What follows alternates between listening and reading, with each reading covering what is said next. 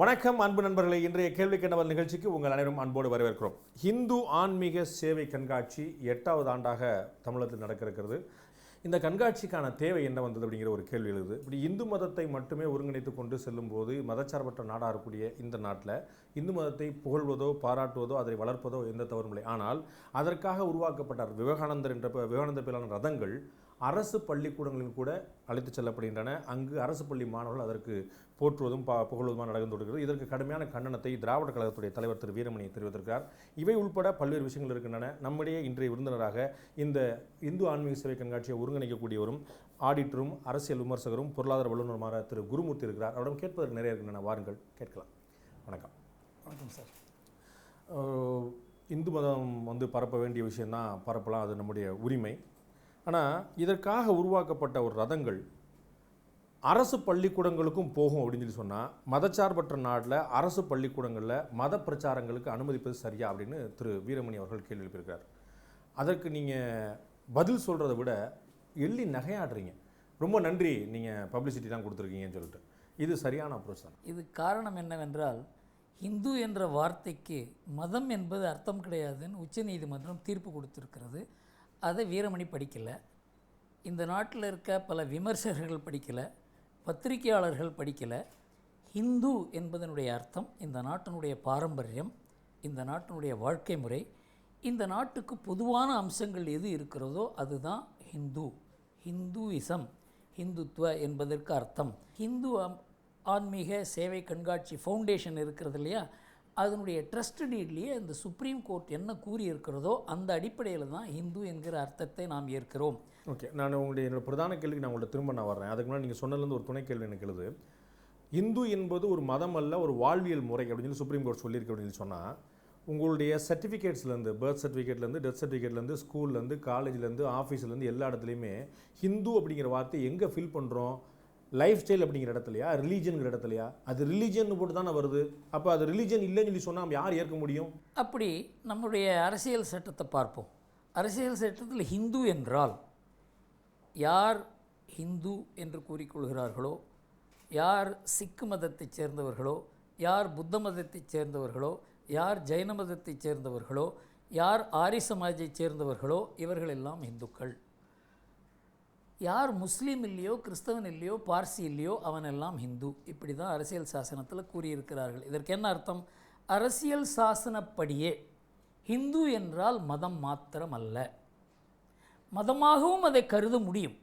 ஆனால் அதற்கு ஒரு அர்த்தம் மதம் மாத்திரம் கிடையாது. இது குறுகிய மார்க்கம் அல்ல. ஏனென்றால் ஹிந்து மதம் எல்லா மதத்தையும் ஏற்கிற மதம். அந்த மாதிரி ஒரு மதமே கிடையாது உலகத்தில். ஓகே, அப்படி வச்சுக்கோங்க. ஆனால் இது ஒரு மதம் இல்லை, இது வாழ்வியல் முறை சொல்லி எஸ்டாப்ளிஷ் பண்ணிட்டே போகிற சரியான விஷயமா இருக்கும். இது மதமாக தான் உலகம் முழுக்க அறியப்படுது. ஹிந்துயிசம் தான் இன்னைக்கு சொல்லப்படுது. இது ஒரு குறுகிய மதம் அல்ல என்று கூறுகிறது உச்சநீதிமன்றத்தினுடைய தீர்ப்பு. மதங்களில் 2 வகையான மதங்கள் இருக்குது. என்னுடைய மார்க்கம் தான் சரி, மற்றவர்களுடைய மார்க்கம் எல்லாம் தவறு, அப்படி என்று கூறுகிற மதங்கள் குறுகிய மனப்பான்மை உள்ள மதங்கள். அதை தான் மதம் என்றே கூற வேண்டும். அவரவர் மதத்தை பெரிய மதம், பெருந்தன்மை உள்ள மதம் அவரவர் சொல்லிக்கிற வேண்டியதான். இல்லை, மற்ற மதங்கள் ஒரு இஸ்லாமியர்கிட்ட போய் கேட்டீங்கன்னா இஸ்லாம் தான் மிகப்பெரிய மதம், ஆகச்சிறந்த மதம் சொல்லுவார். ஒரு கிறிஸ்டியன்ட்ட போய் கேட்டீங்கன்னா கிறிஸ்டியானிட்டி தான் ஒரு ஆகச்சிறந்த. தவறே கிடையாது. ஆனால் மற்ற மதங்கள் தவறான மதம் என்று கூறுகிறது இந்து மதம் கிடையாது. குறுகிய மனப்பான்மை எப்போ வரும்னா, நம்ம பற்றி நாம் உயர்ந்ததாக கூறுவதனால குறுகிய மனப்பான்மை கிடையாது. மற்ற மத வழிபாடுகள் தவறு என்று கூறும்பொழுது குறுகிய மனப்பான்மை. அந்த அடிப்படை ஹிந்து மதத்தில் கிடையாது. அதை தான் உச்சநீதிமன்றம் கூறியிருக்கிறது. நீங்கள் இந்த ஆன்மீக கண்காட்சி கொண்டு வரீங்க, இது இந்து மத அடிப்படையில் ஆனதுங்கிறது தான் எல்லோருமே ஏற்கக்கூடிய பார்வை. ஆனால் நீங்கள் அது இல்லை, இந்து மதங்கிறதுக்கு ஒரு பிராடான ஒரு அர்த்தம் இருக்குன்னு சொல்லி சொல்கிறீங்க. இந்து மதம் இல்லை. ஹிந்து என்பதற்கு 2 அர்த்தம் இருக்கிறது. ஒன்று மத நம்பிக்கை, இன்னொன்று மத நம்பிக்கை இல்லாத இந்த கலாச்சாரத்தில் நம்பிக்கை இருக்கிறவர்கள் மாத்திரம் கூட இந்துக்கள் தான். ஹிந்து மதத்தில் மாத்திரம்தான் நம்பிக்கை இல்லாதவர்களையும் ஹிந்து என்று கூறுகிறோம். அதனால் இதை புரிந்து கொள்ளணும் அப்படின்னாக்க, திரு கருணாநிதியும் திரு வீரமணியும் கூட ஹிந்து தான். அவங்க நம்பிக்கை, மத நம்பிக்கை இல்லாத பெரியாரே ஹிந்து தான்.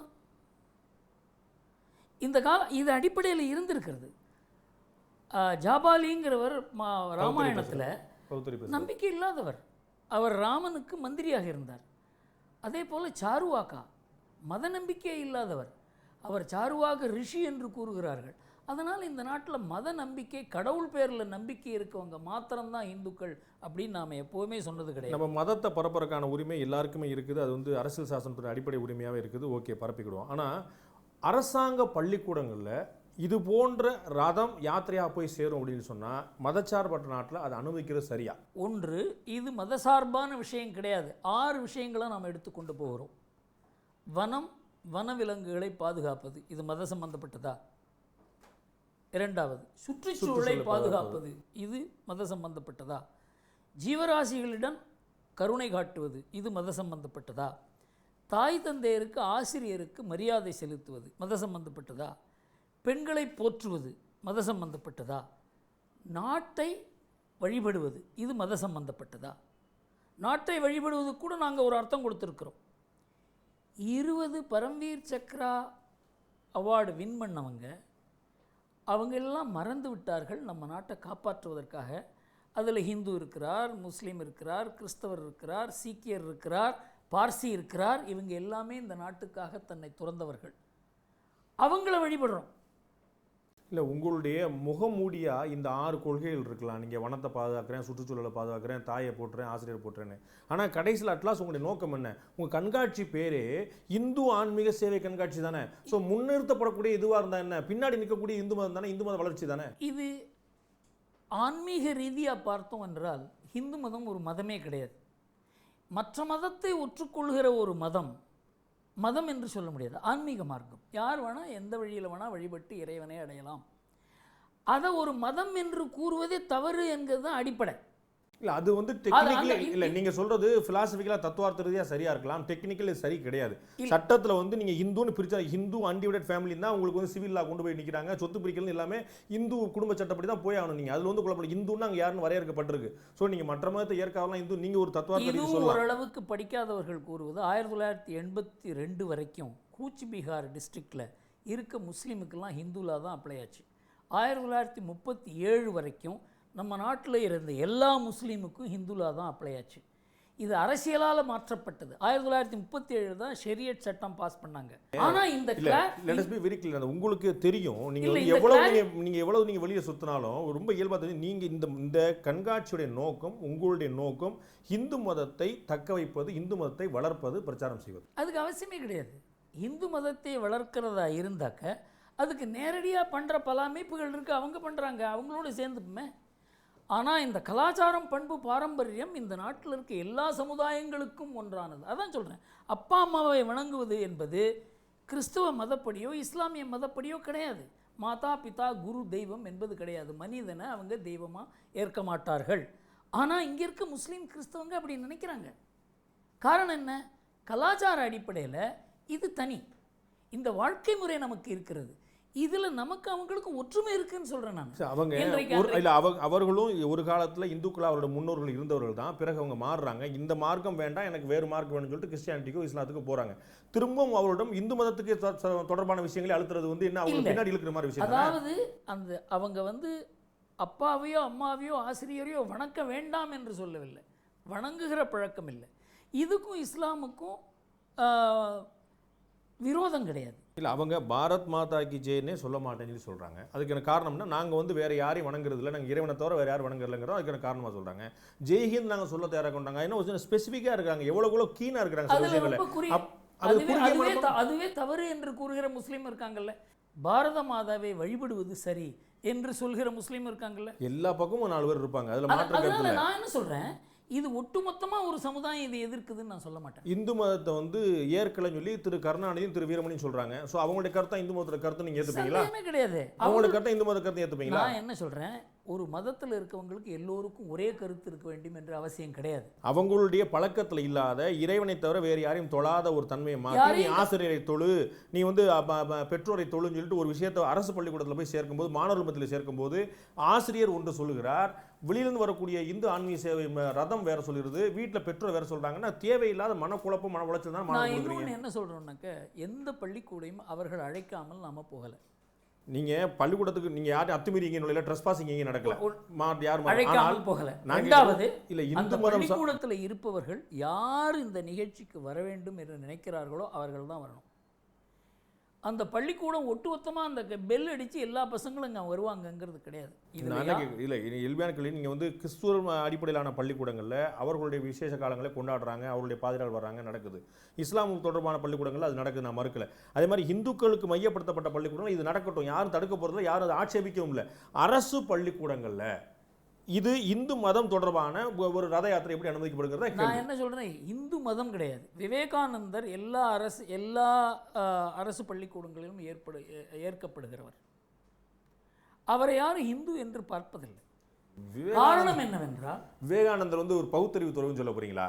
இல்லை, அவர் இந்து மத துறவி. அவர் உலகம் முழுக்க இந்து மதத்தை தான் போய் பரப்பினாரு. இல்லை, எல்லா மதத்தையும் சரி என்று கூறியவர்.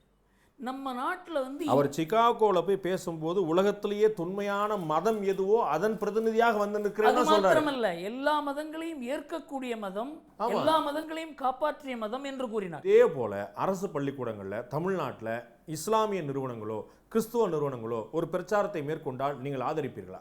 என்னை பொறுத்த வரைக்கும் இதே 6 அம்சங்களை எடுத்துக்கொண்டு போனால் நாங்கள் ஒத்துப்போம். நீங்க தான் தீர்மானிக்கணுமா எந்த அம்சத்தை அவங்க பிரச்சாரம் பண்ணணும்? இந்த அம்சம் இந்த காலகட்டம் அவங்க சொல்லலாம் உருவ வழிபாடு மூட நம்பிக்கை அப்படின்னு சொல்லலாம். நான் அதை சொல்லவே இல்லை. அவங்க சொல்லலாம். நான் என்ன சொல்றேன், இன்றைக்கு என்ன கூறுகிறேன், மத சம்பந்தப்பட்டமான பிரச்சாரம் இது கிடையாதுங்கிறது. நாங்க இதை வந்து எந்த இடத்துல வேணா இதை நிரூபிக்க தயாரா இருக்கும். ஆனா இதே பொது விஷயங்கள் அந்த மதங்கள்ல இருக்குன்னு வச்சுங்க, அதை எடுத்துக்கொண்டு போகலாம். எல்லா மதத்திலையும் நம்பிக்கை அடிப்படையில் தான் விஷயங்கள் இருக்குன்னு அர்த்தம் கிடையாது. மற்றவர்கள் ஏற்கக்கூடிய எந்த விஷயமா இருந்தாலும் பெரியவர்களுக்கு மரியாதை, குழந்தைகளோட அன்பு பாராட்டுறது, தர்மம் செய்யறது, இதெல்லாம் எல்லா மதத்திலையும் இருக்குது. சிறையிலையும் மருத்துவமனையிலையும் கைதிகள்கிட்டையும் நோயாளிகள்ட்டையும் போய் கிறிஸ்தவர்கள் வந்து பிரச்சாரம் பண்ணாங்கன்னா அவங்க சுத்தம் பண்ணுறதுக்காக ஏதாவது முயற்சி பண்ணாங்கன்னா அங்கே மத பிரச்சாரம் நடக்குன்னு கடுமையாக விமர்சனம் பண்ணுறாங்க. இது அது எப்படி விமர்சனமாக, அது வந்து எப்படி குற்றச்சாட்டு? இதே இந்த ஆன்மீக சேவை கண்காட்சி மூலமாக போய் நீங்கள் கிறிஸ்தவராக இருந்தாக்க ஹிந்து மதத்தில் சேரணும்னு நாங்கள் சொன்னேன்னு வச்சுங்க, எங்களை தடை பண்ணணும்.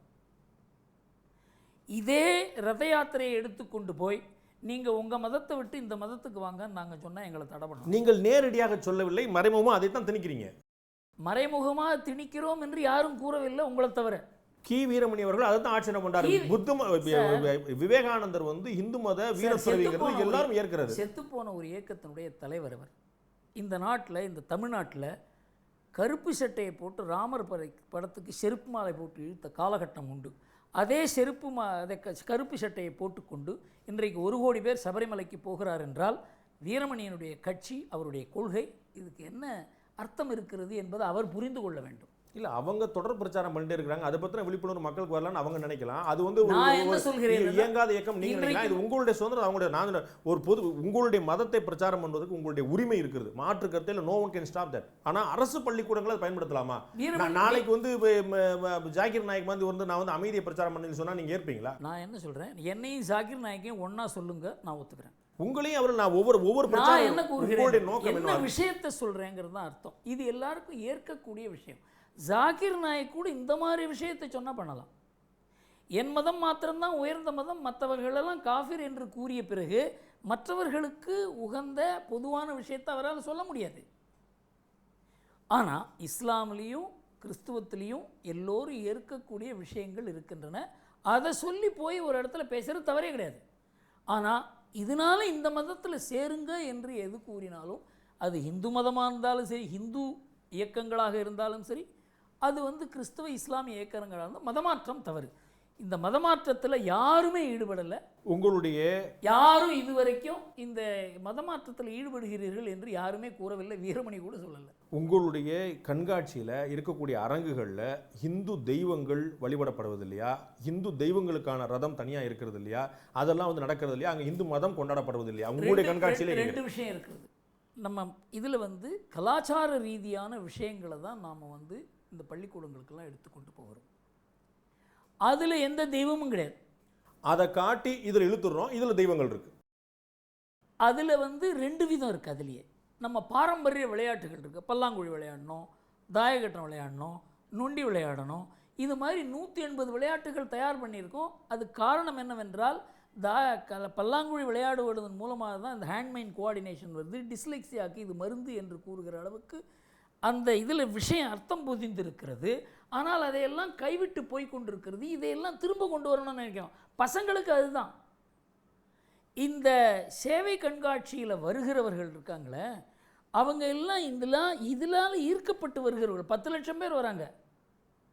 இந்த போட்டியில் ஈடுபடுகிற மாணவர்கள் அங்கே ஸ்கூல் லெவலில் போட்டி போட்டுட்டு குவார்ட்டர் ஃபைனல்ஸ் முடிச்சுட்டு ஃபைனல் செமிஃபைனலுக்கு அங்கே வந்து இதே விளையாட்டுகள் 1070 விளையாட்டுகள் மன ரீதியாக, அறிவு ரீதியாக, அவுட்டோர் கேம்ஸ் எல்லாம் இருக்குது. ஃபைனல் செமிஃபைனல் எங்கே நடக்குது? அங்கே இதில் தான் நடக்குது. கண்காட்சி மையத்தில். கண்காட்சி மையத்தில் இந்து தெய்வங்கள் தான் இருக்குது. இந்து தெய்வங்கள் கிடையாது. தெய்வம் ஆன்மீக. கடந்த முறை நான் பார்த்தபோது அங்கே ஆண்டாள் ரங்கமன்னார் இருந்தாங்க, திருப்பதி பெருமாள் இருந்தார், கிருஷ்ணர் இருந்தார், அவ்வளோ தெய்வங்கள் இருந்துச்சு. அங்கே அவ்வளோ ஆராதனைகள் நடந்துட்டு இருந்துச்சு. சந்தேகமே கிடையாது. இதில் வந்து ஒரு தெய்வம் கிடையாது. இதில் எல்லா தெய்வங்களும் இருக்காங்க. தெய்வம் இல்லாதவங்களும் இருக்காங்க. ஈஷா யோகா இருக்காங்க. தெய்வம் கிடையாது. ஈஷா யோகாமும் அவங்க அடிப்படையில் வந்து இந்து மதத்தை தான் கொண்டு போயிட்டு இருக்காங்க. அவங்க வந்து மதச்சார்பற்ற நான் என்ன சொல்கிறேன், யார் முஸ்லீம் இல்லையோ, கிறிஸ்தவன் இல்லையோ, பார்சி இல்லையோ அவனை ஹிந்து என்று கூறினால் அதான் எல்லாருமே ஹிந்து தான். முஸ்லீம்கள் அல்லாத, கிறிஸ்துவர் அல்லாத மாணவர்களுக்கு மட்டுமே வச்சிருந்தீங்கன்னா பிரச்சனை இல்லை. நான் என்ன சொல்கிறேன், அரசாங்க பள்ளிக்கூடம் என்ன சொல்கிறேன், அரசாங்க பள்ளிக்கூடம் இதில் அரசாங்க பள்ளிக்கூடம் 5% தான் இருக்கும். ஒரே ஒரு பள்ளிக்கூடமா இருக்கட்டும் சார். சரி, வர வேண்டிய அவசியம் கிடையாது. நீங்க அங்க போனீங்க சார், அவங்க வரணும்னு சொல்றீங்க. அவங்களை இங்கே வர சொல்லி யாரும் கம்பல் பண்ணல. அவங்களை அழைத்தால் தான் போகிறோம். அங்கே போய் யாரையும் அவங்க மத நம்பிக்கையை மாற்றலை. இதுக்கு மேலே நீங்கள் அஷூரன்ஸ் வேணும்னு நினச்சிங்கன்னா சட்டப்படி எங்களை பேன் பண்ணலாம். அதுதான் வீரமணி அவர்கள். ஓகே சார், இது இந்த மாதிரி விவேகானந்தர் ரதத்தை ஒரு பள்ளிக்கூடத்தில் போகக்கூடாதுன்னு சொல்கிறதுக்கு எந்த அரசாங்கத்துக்கும் தைரியம் கிடையாது. எந்த அரசாங்கத்துக்கும் தைரியம் கிடையாது. சட்டம் கிடையாதுன்றீங்களா? தைரியம் கிடையாது. சட்டமும் கிடையாது. விவேகானந்தரை இந்த நாட்டில் எடுத்துக்கொண்டு போக முடியாதுன்னு கூறுவதற்கு எந்த அரசாங்கமும் சட்டமும் எங்கனும் கொடுக்காது. அரசியல் படி தைரியமும் வராது. அதுக்கு பொலிட்டிக்கல் வில் இல்லை அப்படின்னு சொல்லி சொல்றீங்க. இல்லை, அவர் அப்படிப்பட்டவர், உலகத்தால் ஏற்கப்பட்டவர். இந்து மத ஆன்மீக சேவை கண்காட்சி தான் பிரதானம் அப்படின்னு சொல்லி சொல்லும்போது மதத்தில் இருக்கக்கூடிய பாகுபாடு நீக்கிறதுக்கு நீங்கள் எதாவது பண்ணியிருக்கலாம். இன்னைக்கு கூட கரூர் மாவட்டத்திலையும் நாகப்பட்டினம் மாவட்டத்திலையும் தலித்துகளுக்கும் பிற சமுதாயத்தினருக்கும் பெரிய பிரச்சனை. அவர்கள் வந்து கலெக்டர்கிட்ட முற்றுகையிட்டு முறையிடுறாங்க. நாங்கள் இஸ்லாத்துக்கு மாறிடுறோம், எங்களை மாற்றுங்கன்னு சொல்லி சொல்கிறாங்க. இந்து மதமும் நீங்கள் 8 ஆண்டு நடத்திட்டு ஆன்மீக சேவை கண்காட்சிலாம் இல்லை, மற்ற இன்னும் 1008 இயக்கங்கள்லாம் சேர்ந்து இதுதான் பண்ணிட்டு இருக்கிறீங்களா? தாழ்த்தப்பட்டவர்களுக்கு ஒரு பெரிய நாங்கள் முடிவெடுத்து ஜாதி அமைப்புகளை ஆன்மீக அமைப்புகள் என்று அவர்களுக்கு கூற ஆரம்பித்தோம். அவங்களுக்கே ஒரு பெரிய ஆச்சரியம். நாடார் சமுதாயத்துக்கிட்ட சொன்னோம், நீங்கள் 500 ஸ்கூல் காலேஜ் நடத்துகிறீங்க, நீங்கள் ஆன்மீக சேவை பண்ணுறீங்க, நீங்கள் ஆன்மீக இயக்கம் தான், உங்களை ஜாதின்னு உங்களை தாழ்த்திக்காதீங்கன்னு சொன்னோம். முதல்ல சொன்னபோது அவங்களுக்கு புரியல. 20 ஜாதி அமைப்புகள் அங்கே வந்து அரங்கம் அமைத்திருக்கிறார்கள். இல்லை, அதை பற்றி நான் கேட்க போகிறேன். நான் கேட்குறது இதை தான் இணைக்க முயற்சி பண்ணுறோம். அவங்க எல்லோருடைய மனதிலையும் நம்ம சுயஜாதி பற்று இருக்கலாம், பிற ஜாதியோட நட்புகளோடு இருக்கணுங்கிற ஒரு மனப்பான்மையை ஏற்படுத்துவது. இன்றைக்கு அரசியலால் அவர்கள் பிரிக்கப்பட்டு, ஓட்டால் பிரிக்கப்பட்டிருக்கவங்களை இணைக்கிற ஒரு தன்மையை இந்த ஆன்மீக சேவை கண்காட்சி செயல்படுத்தி கொண்டிருக்கிறோங்கிறதையும் நாம் புரிஞ்சுக்கணும். சமத்துவபுரம் வந்தால் ஜாதி ஒழிஞ்சிருங்கிறது எவ்வளோ பெரிய நம்பிக்கை. ஜாதி ஒழிப்பை அதே மாதிரி ஒரு எல்லா அரங்கத்துலையும் எல்லாருக்கும் அரங்கம் கொடுத்துட்டா வந்து சமத்துவம் நீங்கள் நினைக்கிறீங்களா? சமத்துவம் வரவே வராது. வித்தியாசங்கள் அழியும். ஜாதி ஒழியிற பிரச்சனையே கிடையாது. 1950 எல்லா ஜாதியும் ஒழிப்போன்னு இங்கே இருக்க தலைவர்கள் எல்லாம் பேசி ஜாதி அடிப்படையில் தான் இன்றைக்கு அரசியலே நடந்து கொண்டு. ஸோ ஜாதியை ஒழிக்க கூடாதுன்னு நீங்கள் சொல்றீங்க? இல்லை, ஜாதியை ஒழிக்க முடியாதுன்னு சொல்கிறேன். அதாவது நான் வந்து எப்போவுமே ஒரு சமுதாயத்தையோ அரசியலையோ ஒரு நாட்டையோ பார்க்கும் பொழுது எந்த அளவுக்கு கொள்கை மூலமாக பார்க்கணுமோ அந்த அளவுக்கு யதார்த்தமாகவும் பார்க்க வேண்டும். இது ஒழிவது என்று கூறுவது முடியாது என்பதை இன்றைக்கு எல்லோருமே ஏற்றுக்கொண்டிருக்கிற கருத்து. வாயால் பேசுவதற்கு தைரியம் உள்ளவர்கள் ரொம்ப குறைவு. அதுவும் ஆங்கிலம் படித்தவர்கள் பேச மாட்டார்கள். ஜம்மு காஷ்மீரில் பிரச்சனை இருந்துகிட்டே இருக்கு. பேசாமல் நீங்கள் பாகிஸ்தான் கொடுத்த வேண்டியதான காஷ்மீரை? சொல்லவா உங்களுக்கு? முடியல அந்த பிரச்சனை. 60 வருஷமா முடியல. ஜம்மு காஷ்மீரில் 1991 காஷ்மீர் நம்ம கையை விட்டு போய்விட்டது. திரும்ப எப்படி வந்தது தெரியுமா? குஜர் முஸ்லீமால் திரும்ப வந்தது. அங்கேயும் ஜாதி அடிப்படையில் தான் குஜர் முஸ்லீம் நம்ம நாட்டோடு இணைந்தார்கள். இது எல்லோருக்கும் தெரிந்த உண்மை. ஜாதிங்கிறது பழிக்கப்படுகிற ஒன்று, ஆனால் சமுதாயத்தில் அது இருக்குங்கிறது எனக்கு தெரியும். அதனால நான் என்ன பண்ண, பல ஜாதி இயக்கங்கள்கிட்ட நான் போய் பேசுறேன்.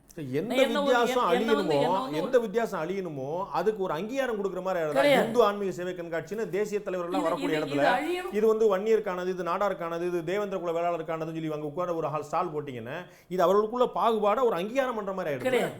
நீங்க நினைக்கிறதில்ல, ஏதாவது இது அழிய வேண்டிய ஒன்று என்று நீங்க நினைப்பதே தவறு. ஏனென்றால் இது அழிக்க முடியாத ஒன்றுன்னு என்னுடைய கருத்து. இந்த கருத்தை யாரும் மறுக்க முடியாது. அந்த கருத்தின்படி தேவேந்திர குல வேளாளரையும் தேவர் சமுதாயத்தையும் நாடார் சமுதாயத்தையும் நான் வந்து பக்கத்தில் அங்கம் வைக்கும் பொழுது அங்கே இந்த ரெட்டியார் சமுதாயம் வந்து கம்மவார நாயுடு சமுதாயம் வந்து சொன்னாங்க, சார் இந்த தேவேந்திர குல வேளாளர்களுக்கு இந்த அளவுக்கு ஒரு பாரம்பரியம் இருக்குன்னு எங்களுக்கு தெரியவே தெரியாது சார். அவரவர்களுக்கும் ஒரு பாரம்பரியம், பண்பு, கலாச்சாரம், வாழ்க்கை முறை இருக்கிறதுங்கிறத மற்ற சமுதாயத்துக்கு தெரியாது. நான் அதனால் என்ன கூறினேன்னா, எல்லா ஜாதி அமைப்புகளுக்கும் ஒரே ஒரு வேண்டுகோள் தான் விடுத்தேன். உங்கள் ஜாதி அமைப்பு கூட்டத்தை கூட்டுங்க, ஆனால் மற்ற ஜாதி தலைவர்களையும் முக்கிய நபர்களையும் அழைத்து அங்கே ஒரு சாப்பாடு போடுங்க, இல்லை டீ கொடுங்க. சுயஜாதி பற்று, பிற ஜாதி நட்பு என்று போனால் ஜாதி வித்தியாசங்கள் மறையும், ஜாதி மறையாது. சார், நீங்க சொல்லக்கூடிய இந்த சுயஜாதி பற்றுலையும் தன்னுடைய சொந்த ஜாதி பற்றிய பெருமையிலையும் தான் இன்னைக்கு தமிழ்நாட்டில் இவ்வளவு பிரச்சனை நடந்துட்டு இருக்கு. நான் சொன்ன உதாரணங்கள் 2, கரூர் மாவட்டத்திலையும் நாகப்பட்டினம் மாவட்டத்திலையும் 2 மாவட்டங்களில் ஒரு கோயிலில் தங்களை நுழைய விட மாட்டாங்க. இத்தனைக்கு நாங்கள் பங்களித்து கட்டப்பட்ட கோயில் எங்களை அனுமதிக்க மாட்டாங்கன்னு சொல்லிட்டு அவர்கள் நாங்கள் இஸ்லாத்துக்கு மாறணும்னு சொல்றாங்க. நீங்க பாகுபாடு வந்து கலையருக்கு என்ன முயற்சி? இந்த பிரச்சனையை தான் நாங்கள் இந்த பிரச்சனையை தான் அணுகுகிறோம். எப்படி அணுகுகிறோம்? சுயஜாதி பற்று எந்த அளவுக்கு முக்கியமோ பிற ஜாதி நட்பு அந்த அளவுக்கு முக்கியம்னு கூறுகிற ஒரு அமைப்பே கிடையாது இது வரைக்கும். It is not sir. நீங்க வந்து வெறும் பேப்பர்ல வச்சிருக்கிற மாதிரி வச்சிருக்கீங்க. ஒரு சில சட்டங்கள் எப்படி பயன்படுத்தப்படாம இருக்கோ அது மாதிரி உங்களுடைய தத்துவம் வந்து வெறும் காகிதத்துல இருக்குது. இல்ல, இத தெருவா எடுத்துக்கொண்டு போவது தேவேந்திர குல வேளாளர்கள் ரொம்ப தாழ்ந்தவர்கள் என்று பல பேர் நினைக்கிற, அதாவது ஷெட்யூல்டு காஸ்ட் என்று பெரிய மூவ்மெண்ட்டே ஆரம்பித்திருக்கிறார்கள். தாழ்த்தப்பட்ட மக்கள் பிற ஜாதியோட நட்பை விரும்புகிறார்கள். ஆனால் அவர்களை சேர்க்க இடைஜாதி சமுதாயினர் வந்து பிற ஜாதி இந்துக்கள் சொல்லக்கூடியவங்க ஏற்க மறுக்கிறாங்க. அவங்களையும் ஏற்க வைக்க வேண்டியதுதான் நம்ம வேலை. நீங்க வந்து அதுல கவனம் செலுத்தாம அதற்கு ஒரு தீர்வு காணாம இத்தனை இயக்கங்கள் இருந்தன்னா இத்தனை கண்காட்சிகள் நடத்தி என்ன இந்த ஆன்மீக அமைப்புகளுக்கே இந்த மாதிரி எல்லோரோடையும் பல ஜாதியை அமைச்சு அவங்களோடு சேர்க்கும் பொழுது இந்த ஜாதி அமைப்புகளுக்கே மனநிலை உயருகிறது. இதை நாங்கள் கண்ணால் பார்க்குறோம். அதை நீங்கள் அனுபவப்படணும். இந்த கண்காட்சி என்பது ஒரு அனுபவம், இது ஒரு பாடம், இது ஆன்மீக ரீதியில் ஏற்படுகிறது. அந்த தேவேந்திர குல வேளாளரை போய் கேட்டாங்க இந்த பத்திரிகையாளர்கள்லாம், எப்படி நீங்கள் ஷெட்யூல் காஸ்ட்டு தீண்டத்தகாதவர்கள் நீங்கள் எப்படி இருக்கீங்க? நாங்கள் இந்த ராமகிருஷ்ணா மிஷனோடு இருக்கோம், சின்மயா மிஷனோடு இருக்கோம், மாதா அமிர்தானந்தமதியோடு இருக்கோம், மற்ற ஜாதிகளோடு இருக்கோம், எங்களுக்கு எதுவும் வித்தியாசம் இல்லை. இந்த சிந்தனை இருக்கிறத, இந்த சிந்தனை உருவானால் ஊடுருவும். இந்த சிந்தனையை உருவாகாதையே பண்ணுறோமே, அதை நாங்கள் அந்த சிந்தனையால் உருவாக்கி கொண்டிருக்கோம் இல்லையா? உங்களுக்கு புரியுதான்னு தெரியல, நான் சரியா சொல்ல முயற்சி பண்றேன். தாழ்த்தப்பட்டவர்கள் தங்களை அடுத்த நிலைக்கு கொண்டு வர தொடர்ந்து முயற்சிக்கிறார்கள். ஆனால் ஜாதி இந்துக்கள் என்று சொல்லக்கூடிய பிற சமூகத்தை சேர்ந்தவர்கள் ஏற்க மறுக்கிறார்கள். பிரச்சனை அவர்களை ஏற்க எல்லா பிள்ளைமார்ல இருந்து நாடார்ல இருந்து தேவர்ல இருந்து வன்னியர்ல இருந்து செட்டியார் எல்லா சமூகத்தோட ராஜூஸ்ல இருந்து எல்லா சமூகத்தோடும் அவர்களுக்கு பிணக்கு இருக்கிறது. எல்லா சமூகத்தோடும் அவர்களை தாழ்த்து அவர்களை அழுத்துறாங்க. அப்ப அது எங்க ஒளிஞ்சிருக்கு? இதை நான் முழுவதாக ஒத்துக்கொள்ளவில்லை. நாடார் சமுதாயத்தின் மூலமாக பல தாழ்த்தப்பட்டவர்கள் முன்னுக்கு வந்திருக்காங்கங்கிறது தீப்பெட்டி தொழிலேருந்து உங்களுக்கு தெரியும். இதெல்லாம் பல பேர் படிக்கிறது இல்லை. அரசியல்லையும் பத்திரிகையிலையும் மேலோட்டமாக செய்துகிறத மாதிரி நம்பாதீங்க. நீங்கள் அங்கே போய் கோவில்பட்டியிலையும் சாத்தூர்லேயும் போய் இதை நான் படிச்சிருக்கேன். பல ஆயிரக்கணக்கான தலித் குடும்பங்கள் இவங்களோட தீப்பெட்டி தொழில் செய்ய ஆரம்பித்து அவங்க உயர்ந்த நிலைக்கு வந்திருக்காங்கிறதும் உண்மை. 1900 நீங்கள் படிச்சிருக்கிறீங்க, நான் அந்த ஊர்லேயே பிறந்து வளர்ந்துருக்கிறேன், நான் அதை முழுமையாக உணர்றேன், மறுக்கல. ஆனால் இது சமுதாய அமைப்பாக செய்யக்கூடிய விஷயம் இல்லை, ஒரு தொழிலாக செய்யக்கூடிய விஷயம். தொழிலவராக இருக்கும்போது அங்கே ஜாதி போயிடுது, பணம் வந்துட்டா ஜாதி போயிடுது. இல்லை இல்லை, அவங்களுக்கு அந்த தொழிலை சொல்லி கொடுத்தவர்களும் நாடார்கள் தான். அவங்கள முன்னுக்கு வர அமுக்குறாங்கிறத ஒத்துக்கல நான். சார், பணம் வந்தா ஜாதி போயிடுது சார், மதம் வந்து ஜாதியை தக்க வைக்குது சார், இவ்வளவுதான் பிரச்சனை. நான் என்ன சொல்றேன், நீங்க இதை முதல்ல புரிஞ்சுங்க. ஒரு ஜாதி இன்னொரு ஜாதி அழுத்துகிறது அப்படிங்கிறது முழு உண்மை கிடையாது. அரசியலில் 2 பேரையும் தூண்டுகிறவர் இருக்கிறார்கள். அதனால் உன்னை நான் அழுத்துகிறேன் அப்படின்னு சொல்கிற மனப்பான்மை அதிகமாகி கொண்டிருக்கிறது. நீ என்னை அழுத்துவியா நான் பார்க்குறேன்னு சொல்கிற மனப்பான்மை அதிகமாகி கொண்டிருக்கிறது. இது 2 பேரையும் இணைக்கிற சிந்தனையே இல்லை. அந்த சிந்தனையை நாங்கள் கொண்டு வந்து கொண்டிருக்கிறோம் ஆன்மீக அடிப்படையில். நீங்க வந்து என்ன பண்ணணும்? நீங்க சொல்லக்கூடிய அரசியல் தூண்டுதல் இருக்குன்னு சொல்லி சொன்னா, மீனாட்சிபுரம் கிராமம் ஒட்டுமொத்தமா இஸ்லாம் மதத்துக்கு மாறினதுக்கோ இன்னைக்கு கரூர்லேயே நாகப்பட்ட மாவட்டத்தில் இருக்கக்கூடிய வேதனைக்கு வந்து காரணம் கிடையாது. அதுக்கு அரசியல் தூண்டுதல் கிடையாது. அவர்கள் சொந்த ஊர்ல இருக்கக்கூடிய நகர்ப்பகுதி மக்கள் தங்களை இழிவுபடுத்துற பார்த்து சேரி பகுதி மக்கள், காலனி பகுதி மக்கள் வேதனையோட வெளிப்படக்கூடிய விஷயம். இங்க அரசியல் உள்ள வரவே இல்லை. இனிமே நீங்க போனா தான் விட்டாங்க. அங்க அரசியல் இல்ல, ஜாதி தான் இருக்கு. அங்க அந்த மாதிரி எல்லா நாட்டிலையும் இந்த மாதிரி பிரச்சனைகள் இருக்கு. பிரச்சனை இல்லாத நாடுகளே கிடையாது. கருப்பு வெளுப்புன்னு இருக்கு. ஆனால் அங்கே என்ன பண்ணுறாங்க, விஷயம் அறிந்தவர்கள், பத்திரிகையாளர்கள், அறிவுஜீவிகள், ஆன்மீகவாதிகள், அரசியல் தலைவர்கள் போய் இந்த மாதிரிலாம் பண்ணாதீங்கப்பா அப்படின்னு சொல்கிறவர்கள் இருக்கிறார்கள். நம்ம நாட்டில் என்ன தெரியுமா, இவனையும் தூண்டி விடுவான், அவனையும் தூண்டி விடுவான். பத்திரிகைகளும் இதை பண்ணுது. தவறு. ஒரு இடத்துல ஒரு கொந்தளிப்பு ஏற்பட்டது என்றால் அந்த இடத்துக்கு பொறுப்பானவர்கள் போகணும். ஆனால் அந்த இடத்துல போய் அந்த கொந்தளிப்பை அதிகப்படுத்துகிற தன்மை நம்ம நாட்டில் இருக்குது. இல்லை, இந்து ஆன்மீக சேவை கண்காட்சின்னு சொல்லும்போது நீங்கள் இந்து மதத்துக்கு செய்ய வேண்டிய முதல் சேவை இந்த ஜாதிய வேறுபாடை கலவை. ஜாதி இருந்துட்டு போட்டு நீங்க சொல்ல மாதிரி செய்து கொண்டிருக்கிறோம். எல்லா ஜாதியும், இந்த தேவர் ஜாதியும், தேவேந்திர குலவேளாரையும், நாடாரையும், கொங்கு கவுண்டரையும் எல்லோரையும் சேர்த்து அங்கங்கள் அமைத்து அவர்கள் ஒருத்தர் புரிய வைத்து அவர்கள் பாரம்பரியங்களை மற்றவங்களுக்கு மாத்திரம் இல்லாத பொதுமக்களுக்கும் விளக்க வைத்து ஆன்மீக இயக்கங்களுக்கும் அவங்கள சேர்த்து பொதுமக்களையும் அதை புரிய வைக்கிறது சாதாரணமான விஷயம் இல்லை. இதை யாரும் இதுவரைக்கும் இந்த முயற்சியை செய்யவே இல்லை. நாங்கள் இந்த முயற்சியை செய்கிறோம். என்னுடைய ஜாதி பெருமைக்குரியதுன்னு சொல்லும்போது தான் உங்களுடைய ஜாதியை பற்றி விமர்சனமே வருது. எல்லா ஜாதியோடைய பெருமையை நீங்கள் அங்கீகரிக்கிறீங்க, ரெக்கக்னைஸ் பண்ணுறீங்க, அப்ரிஷியேட் பண்ணுறீங்கன்னு சொன்னால் அங்கே திரும்பவும் வந்து மலர்ந்து நிற்கக்கூடியது, வளர்ந்து நிற்கக்கூடியது வந்து அந்த ஜாதி பெருமை தான். நான் பெரிய ஆள் நினைக்கும் போதே நீங்கள் சின்ன ஆள் வந்துடுறேனே கிடையாது. ஹிந்து மதத்தில் நான் பெரியவன், ஹிந்து மதம் பெரிய மதம்னு சொல்லும்போது மற்ற மதத்தை தவறாக சொல்கிற பழக்கமே கிடையாது, இந்த நாட்டிலே கிடையாது. மற்றதை தவறாக சொல்கிற பழக்கத்தினால தான் இந்த நாட்டில் கொந்தளிப்புகள் ஏற்பட்டு கொண்டிருக்கின்றன. அதுக்கு மாற்று மருந்தாக நாங்கள் ஆரம்பிச்சிருக்கோம். இந்த ஜாதிகளை எல்லோரையும் நாங்கள் இணைக்கும் பொழுது அவங்களுக்குள்ள ஒரு இணக்கத்தை ஏற்படுத்த விரும்புகிறோம். அவங்க ஒருத்தருக்கு ஒருத்தர் மரியாதை ஏற்பட வேண்டும். இதற்காகத்தான் இந்த புது நோக்கோடு இதை நம்ம செய்யணும். இப்படி நீங்கள் சொல்லும்போது அதை விமர்சனம் பண்ணக்கூடிய ஒரு அரசியல் தலைவராக திரு வீரமணி இருக்கிறார். அவருக்கான பதிலை நீங்கள் நேரடியாக அளிக்கலாம். அப்படி செய்யாமல் நீங்கள் வந்து ரொம்ப தேங்க்ஸுங்க, நீங்கள் வந்து எங்களுடைய மார்க்கெட்டிங் ஹெட்டாக வந்துருங்க, நீங்கள் சொன்னனால தான் எல்லாம் வளர்ந்துச்சு, அப்போ உங்கள் வாயில் விழுந்தோம்னா நாங்கள் ரொம்ப ஓஹோன்னு வளர்ந்துருவோம்னு சொல்லி நீங்கள் அவர் கேள்வி பண்ணுறது என்ன நியாயம்? அவருடைய முதல் என்னுடைய ட்வீட்டு, அடுத்த ட்வீட்டு நான் என்ன கேட்டேன், இந்த 6 அம்சங்களை நாங்கள் வெளிக்கொணர விரும்புகிறோம், இதை உணர்வுபூர்வமாக மக்களுக்கு இதை கூற விரும்புகிறோம், இதற்கு பயிற்சி கொடுக்க விரும்புகிறோம், இதில் என்ன தப்பு இருக்குதுன்னு பத்திரிகையாளர்கள் வீரமணியை கேட்கணும்னு சொல்லியிருக்கேன். அர்த்த ரீதியாகவும் அதற்கு பதில் கூறியிருக்கேன். முதல்ல கிண்டல் பண்ணது வாஸ்தவம் தான். இந்த கிண்டலை நான் கற்றுக்கிட்டது சோ ராமசுவாமி மூலமாக. 1971 கருணாநிதி துக்ளக்கை தடை பண்ண உடனே அவர் சொன்னார், அவர் தான் எங்கள் சேல்ஸ் மேனேஜர் என்று கூறினார். அதையே என்னுடைய ட்வீட்டில் சொல்லியிருந்தேன். யார் எதை எந்த நல்ல விஷயத்தை யார் எதிர்த்தாலும் அந்த நல்ல விஷயம் பெரிதாக வளரும். இன்னைக்கு தமிழ்நாட்டை விட அதிகமாக சென்சேஷனலாக இந்த மத பிரச்சனை இந்தியாவில் வடபகுதியில் ஓடிக்கிட்டு இருக்குது. மாட்டுக்கறியை வச்சுருக்காங்க, மாட்டுத்தோலை வச்சுருந்தாங்க, மாட்டுக்கறி சாப்பிட்டாங்கன்னு சொல்லிட்டு அவ்வளோ சென்சேஷனாக ஓடிக்கிட்டு இருக்கும்போது இந்த பிரச்சனையை இந்து மதத்தை அடையாளப்படுத்தி நீங்கள் மாநிலம் முழுக்க, நாடு முழுக்க கொண்டு வரங்கிற ஒரு சரியான திசை தானே? அது இன்னும் ஒர்ஸாக்காது, இன்னும் மோசமாக்காது. நிச்சயமாகாது. அந்த மாதிரி இருக்கவர்களுக்கு கூட இதன் மூலமாக மனது மாறும். இந்துத்துவம் என்றால் என்ன, இந்து வாழ்க்கை முறை என்றால் என்ன அப்படிங்கிறத அவங்க புரிந்து கொள்வதற்கு இதற்கு ஒரு வாய்ப்பு. அவங்களுக்கு புரியாததால் தான் அதை பண்ணுறாங்க, சொந்த விரோதத்தால் பண்ணுறாங்க. பக்கத்து வீட்டுக்காரனை பிடிக்காததால் இதெல்லாம் பண்ணுறதுக்கு வாய்ப்பு இருக்குது. அவனுக்கு இந்து மதம் என்றாலே என்னன்னு தெரியாதே. அவனுக்கு உணர்த்துவதற்கு, அப்பா ஹிந்து மதம் என்றால் மரம் வளர்க்க வேண்டும், சுற்றுச்சூழலை பாதுகாக்க வேண்டும், அப்பா அம்மாவை உயர்ந்த நிலையில் வைக்க வேண்டும் என்கிற ஒரு போதனையே நம்ம பள்ளிக்கூடங்கள்லேயே இல்லையா? ஸோ இந்து மதம்னா என்ன அப்படிங்கிற ஒரு அடிப்படை புரிதலை ஏற்படுத்துறதுக்காக நீங்கள் இந்த கண்காட்சியில் நடத்துகிறீங்க. இதே மாதிரியான ஒரு விஷயத்தை ஜாகிர் நாயக் வந்து இஸ்லாம்னா என்ன, இஸ்லாம் வந்து ஒரு அமைதியான மார்க்கம்னு சொல்லிட்டு அவர் ஒரு பிரச்சாரம், அமைதியான மார்க்கம் என்று கூறு, அதுக்கு வெளிப்பாடு என்னன்றதை சொல்லணும். 4 பேர் அங்கே ஏதாவது பயங்கரவாத செயலில் ஈடுபட்டால் அது வந்து வெளிப்பாடு என்னன்னு சொல்லணும். நான் வந்து இதுக்கு நான் இந்து மதம் ஒரு நல்ல மதம், இது ஹிந்து கலாச்சாரம் என்பது நல்லது என்று சொல்லி ஒரு வார்த்தையில் நிற்கலை. இதற்கு இந்த அங்க அடையாளங்கள் இருக்கின்றன. அந்த அங்க அடையாளங்கள் பொதுவானது, இது யாருக்கும் விரோதம் இல்லாதது, எல்லோராலும் ஏற்கக்கூடியதுன்னு சொல்கிறேன். அந்த மாதிரி சொல்லி எந்த மதங்கள் வேணால் பிரச்சாரம் பண்ணலாம். இப்போது கிறிஸ்தவர்கள் பல இடத்துல ரியலாகவே பள்ளிக்கூடங்கள் நடத்துகிறார்கள். அந்த மதமாற்றத்தில் ஈடுபடாத கிறிஸ்தவர்கள் கூட இருக்காங்க, தவறே கிடையாது. மதமாற்றத்தில் ஈடுபடும் போது தான் பிரச்சனை.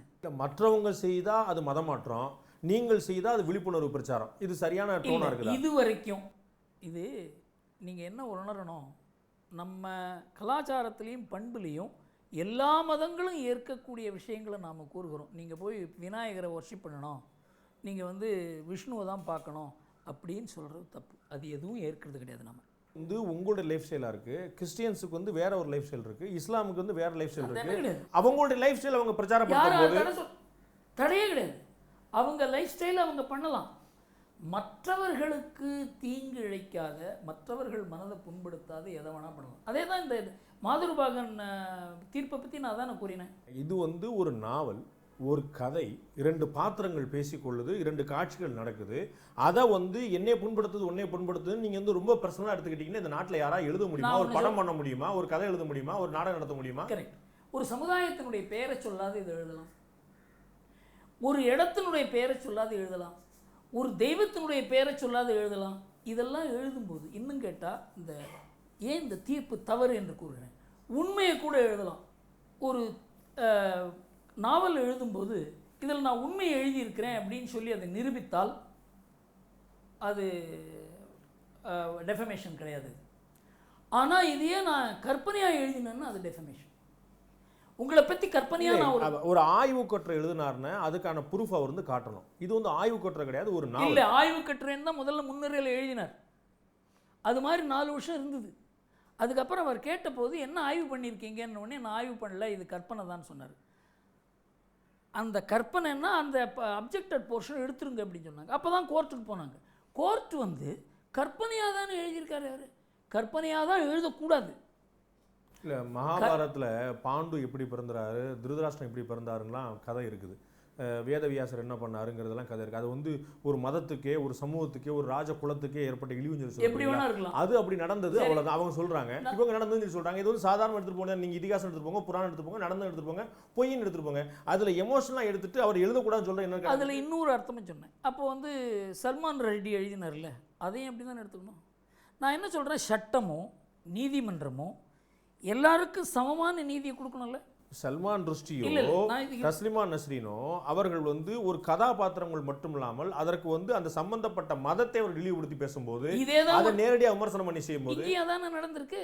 இதே இந்த மாதுருபாகன் அதே சாமி படத்தை போட்டு அதே இடத்தை பற்றி எழுதி இதெல்லாம் 1942 நடந்திருக்கு, அதற்கு என்கிட்ட அத்தாட்சி இருக்குன்னு எழுதினாக்க இது மத சம்பந்தப்பட்ட விஷயம் இல்லையா? ஒரு நாவல் எழுதுவதற்கு உங்கள்ட்ட அனுமதி சார், நான் அனுமதி யாரையுமே கேட்க வேண்டாம் சார். நான் என்ன சொல்கிறேன், நாவல் எழுதினா அதுக்கு உண்டான கான்சிக்வன்சஸ் அவர் ஃபேஸ் பண்ணணும். கோர்ட்டு தடையாக இருக்கக்கூடாது சார். எல்லாத்துக்குமே தடை பண்ணுவாங்க, எல்லாத்துக்கும் விமர்சனம் பண்ணுவாங்க. ஒன்று அரசாங்கம் தடை பண்ணணும், இல்லாட்டி ஜாதி அமைப்புகள் தடை பண்ணணும். எப்படி பண்ண முடியும்? ஒரு படைப்பாளி எப்படி உருவாக முடியும்? நான் என்ன படைப்பாளி உருவாக வேண்டும்னு ஒரு சமுதாயத்தை சொல்லாத படைப்பாளி உருவாக முடியாதா? எங்கேயோ ஒரு காலத்தில் ஏதோ ஒரு நாட்டில் என்னமோ இருக்கலாம், தப்பே கிடையாது. நீங்கள் ஆராய்ச்சி பண்ணி சொல்லுங்க, ஒத்துக்கிறேன். ஆராய்ச்சி பண்ணி இந்த சமுதாயத்தில் இந்த தப்பு நடந்திருக்குன்னு சொல்லுங்கள். அந்த சமுதாயம் அதை எதிர்த்தால் கூட அதற்கு நான் உறுதுணையாக இருப்பேன். ஆனால் ஆராய்ச்சியே பண்ணாத, ஆராய்ச்சி பண்ணேன் பொய் சொல்லி அதை பின்னால் கற்பனை என்று கூறியதை ஒரு ஹைகோர்ட் ஏற்றுக்கொள்கிறதுன்னா இதை விட அதர்மமான ஒரு தீர்ப்பே இருக்க முடியாது. சரி, அப்போ நீங்கள் வந்து நம்ம மகாபாரதத்தை வந்து போற்றி போடக்கூடிய மகாபாரதத்துடைய சம்பவத்தை நீங்கள் என்ன சொல்ல போகிறீங்க? வேதவியாசருக்கு பிறந்தது தான் திருதராஷ்டிரனும் பாண்டுன்னு சொல்லி சொன்னா அது வந்து இழிவுபடுத்துறதுன்னு சொல்லி போகிறீங்களா? ஒரு ராஜ் வம்சத்தை இழிவுபடுத்துறது அது அதை நீங்கள் பெருமையாக பேசலையா? அதை நான் என்ன கூறுகிறேன் என்றால், எனக்கும் அதுக்கும் சம்பந்தப்பட்டிருப்பதே எனக்கு அதில் இருக்க கருத்துகள் தானே தவிர நான் வேதவாசருடைய பரம்பரை அப்படின்னு இன்றைக்கு சொன்னான்னு வச்சுங்க, நீ வேதவாசருக்கு பரம்பரையா, நீ இந்த மாதிரி பிறந்தவன்டான்னு இன்னைக்கு சொன்னால் எனக்கும் வரும். மாதுருபாகனில் நீங்கள் கருத்தை மட்டும் எடுத்துக்க வேண்டியதானே, எதுக்கு இந்த 4 பக்கத்தை வச்சுட்டு நீங்கள் பிடிச்சிட்டு இருக்கிறீங்க? கிடையாது. அதில் இருக்கிறதுக்கு காரணம் அவர்களுக்கும் அந்த கதாபாத்திரத்துக்கும் சமுதாயம் முற்றுப்படுகிறது. இது ஒரு ஒட்டுமொத்தமான பல சமுதாயங்கள் சேர்ந்ததில்லை, ஒரு குறிப்பிட்ட சமுதாயத்தினுடைய பெயர் கூறப்பட்டிருக்கிறது. ஒரு அறிவாளின்னா என்ன அர்த்தம், அறிவுஜீவின்னா என்ன அர்த்தம்? மற்றவர்களுடைய உணர்வை மதிக்கிறது தான் அறிவாளி. அவனை போய் நின்றது, அவனை குத்துறது, இது அறிவாளி செய்கிற வேலையா? அதுக்கு ஏதாவது பர்பஸ் இருக்கணும். யாராவது ஒருத்தரை நாம் வந்து குறை கூற வேண்டும் என்றால் அதன் மூலமாக சமுதாயத்துக்கு ஒரு பலன் ஏற்படணும். எழுத்து சுதந்திரம் இருக்கிறதுன்னா அந்த எழுத்து சுதந்திரத்துக்கு ஏதாவது ஒரு நோக்கம் இருக்கணும் இல்லையா? ஒரு நோக்கமே இல்லாத ஒரு எழுத்து சுதந்திரத்தை இந்த நாட்டில் யாருக்கும் கொடுக்க முடியாது. ஏன்னா பல சமுதாயங்கள் இருக்குது, பல உணர்வுகள் இருக்குது. இதனால் இந்த நாட்டில் வந்து நாம் தனிப்பட்ட மனிதர்களை கொண்ட சமுதாயம் அல்ல, சமுதாயங்களை கொண்ட சமுதாயம். இதில் வந்து நம்ம நாட்டு மற்ற நாடுகளை நாம் கடைபிடிக்க முடியாது. அந்த நாடுகள்லேயே நடக்கலையே.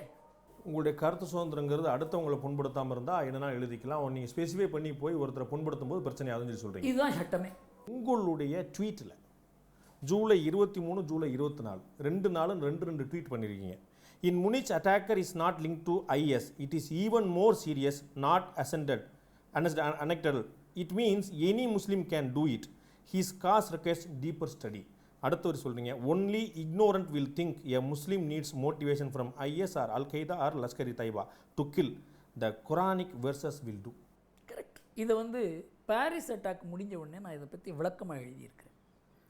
குரான் அல்-கைதாவோ லஷ்கர்-இ-தைபாவோ ISஓ தேவையில்லை, குரான் ஒன்றே போதும் கொலை செய்வதற்கான தூண்டுதலை தருதுன்னு சொல்றீங்க.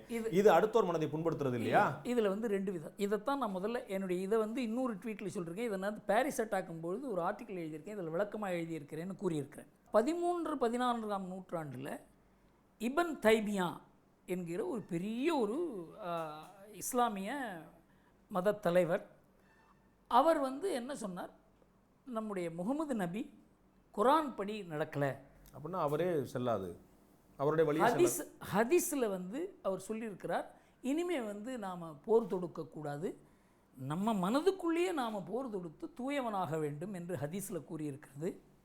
ஆனால் ஹதீஸ் என்பது மனிதனால் உருவாக்கப்பட்டது, குரான் வந்து கடவுளால் உருவாக்கப்பட்டது.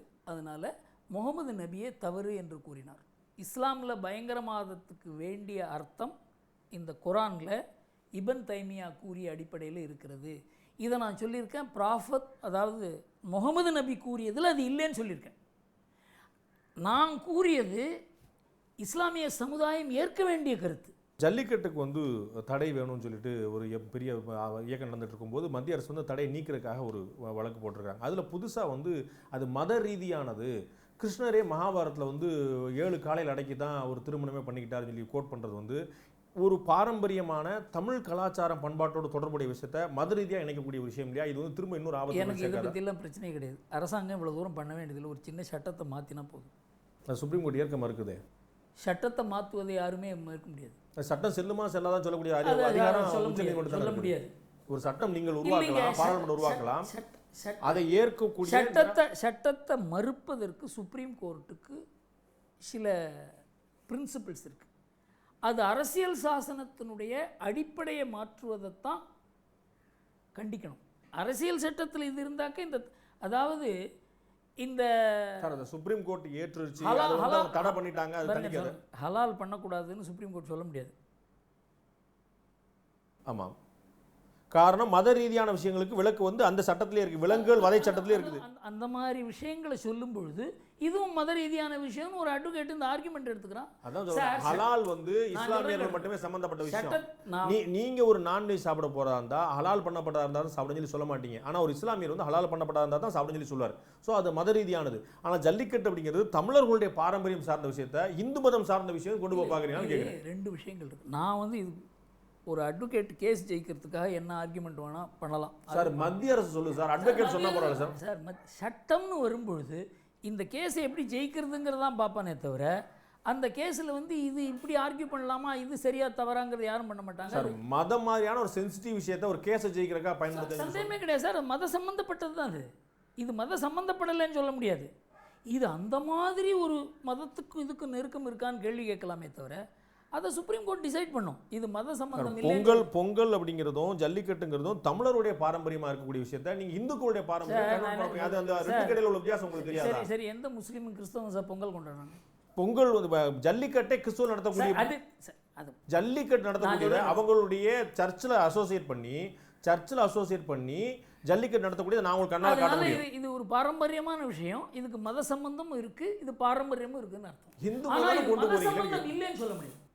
இது மத சம்பந்தம் இல்லைன்னு சொல்ல முடியாது. இது மத சம்பந்தப்பட்டது மாத்திரம்தான் சொல்ல முடியாது.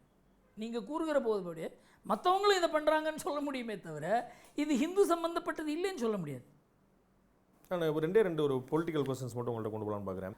நீங்கள் தொடர்ந்து திரு சிதம்பரத்தையும் கார்த்தி சிதம்பரத்தையுமே குறி வச்சுட்டு இருக்கிறதா ஒரு பார்வை வருது. நீங்கள் எழுதக்கூடிய கட்டுரைகளில் அவங்க நிறுவனம் இங்கே இருந்துச்சு, அவர் உயிரை இப்படி மாற்றினார், அவங்க வீட்டில் ஐடி நடந்துச்சு இப்படி நடந்துச்சுன்னு ஃபுல்லாக அவங்களே குறி வச்சு பண்ணுறதுக்கான காரணம் என்ன? தனிப்பட்ட பகை. நான் ஒன்று சொல்லட்டுமா? இந்த லொக்காரில் ஒரு திருடு நடந்திருக்கு. இந்த திருட்டில் பாண்டே சம்மந்தப்பட்டிருக்கார் அப்படின்னு எனக்கு துப்பு கிடைக்குது. நான் பாண்டையை திறத்துறேன்னா திருட்டை கண்டுபிடிக்கணும். ரெண்டுமே இணைஞ்சது தான். அப்போ ஏன் அதை சொல்ல மாட்டேங்கிறீங்க? அவரையும் குறி வைக்கிறேன்னு சொல்கிறீங்க. அந்த பண்ண திருட்டுத்தனத்தை கண்டுபிடிக்கிறதுக்காக இவங்க 2 பேரில் சந்தேகத்தின் அடிப்படையில் போய் ஒரு 40-50 நாடுல எனக்கு சொந்தமாக ஒரு நிறுவனம் வச்சிருக்கிறது என்னுடைய தொழில் வளர்ச்சின்னு பார்க்குறதா, அது திருட்டுத்தனம் பார்க்குறதா? சரி, நீங்கள் எனக்கு அதுக்கு சம்மந்தம் இல்லைன்னு சொன்னீங்க. சம்மந்தம் இல்லாதவோ சம்மந்தம்னு சொல்லுவாங்க. இல்லை சார், சம்மந்தம் இல்லை எனக்கு அதுக்கு. அது யாருதோ அவங்களெல்லாம் போய் தரத்துறையப்பா, அவங்கெல்லாம் விஷயம் அறியாதவர்கள், என்னுடைய நண்பர்களாக இருக்கிறாங்க. இல்லை என்னுடைய பையனுக்கு நண்பர்கள், என்னால் அவங்கள துன்புறுத்துறேன்னு முதல்ல சொன்னார். ஆமாம். அவங்களெல்லாம் இந்த சன்னுடைய குழந்தைக்கு, அதாவது சிதம்பரத்தினுடைய பேத்திக்கு வில் எழுதி கொடுத்துருக்காங்க. அது என் கையில் கிடைக்கிது. அதை நான் கேட்குறேன். அதுக்கப்புறம் வாயே திறக்கல. அவர் ஏன் வாயை திறக்கல? அரசாங்கம் வருமான வரித்துறை ரெய்டு நடத்தி கைப்பற்றிய ஒரு ஆவணம் திரு குருமூர்த்திக்கு எப்படி கிடைக்குது? நான் ஒன்று சொல்லட்டுமா?